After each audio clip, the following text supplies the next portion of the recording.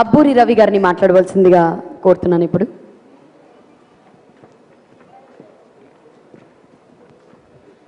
అందరికీ నమస్కారం అండి.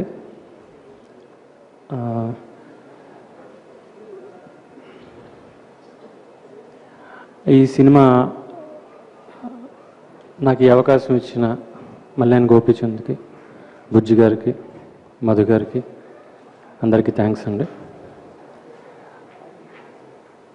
కథగా ఏం డీల్ చేసిందని మాట్లాడితే, పంతం కోసం బంధం వదిలేయడం తప్పేమో, కానీ బంధం కోసం పంతం వదిలేయడం తప్పు కాదు అన్న మాటని, దాంట్లో ఉన్న భావాన్ని డీల్ చేస్తుందని నా నమ్మకం. అండ్ పిల్లల్ని పెంచడం అంటే టైంకి అన్నం పెట్టడం, కాస్ట్లీ బట్టలు ఇవ్వడం కాదు, వాళ్ళని అర్థం చేసుకోవడం. ఇలాంటి భావాలన్నీ కలిపి ఈ కథలో డీల్ చేయడం జరిగింది. తేజ్ నేను చూశానండి, సినిమా చూశాను.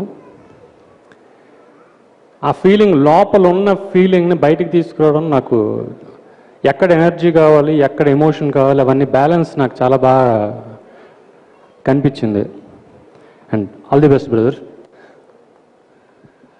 అండ్ గోపి, ఆయన చాలా కష్టపెట్టాను, నాకు తెలుసు, ఎందుకంటే టైంకి నేను ఫోన్ తీయలేదు. బట్ టైంకి మాత్రం అన్నీ సమకూర్చాయని అనుకుంటున్నాను గోపి గారు. Thank you.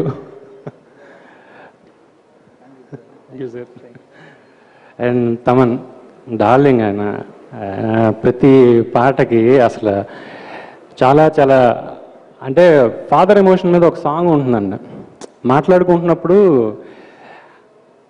ఆ ట్యూన్ వింటే ఆ ఫీల్ రావాలి బ్రదర్ అన్న ఫీల్ మాట్లాడుకున్నాం మేము. అది యాజ్ ఇట్ ఈజ్గా నేను విన్నాను, మొత్తం పాట విన్నాను, బాగా రాశాడు, చాలా అద్భుతంగా వచ్చిందండి. అందరికీ అంటే కుర్రాళ్ళ దగ్గర నుంచి అమ్మలకి, నాన్నలకి, అందరికీ నచ్చే సినిమా అవుతుందని నా ఫీలింగ్ అండి. Thank you very much.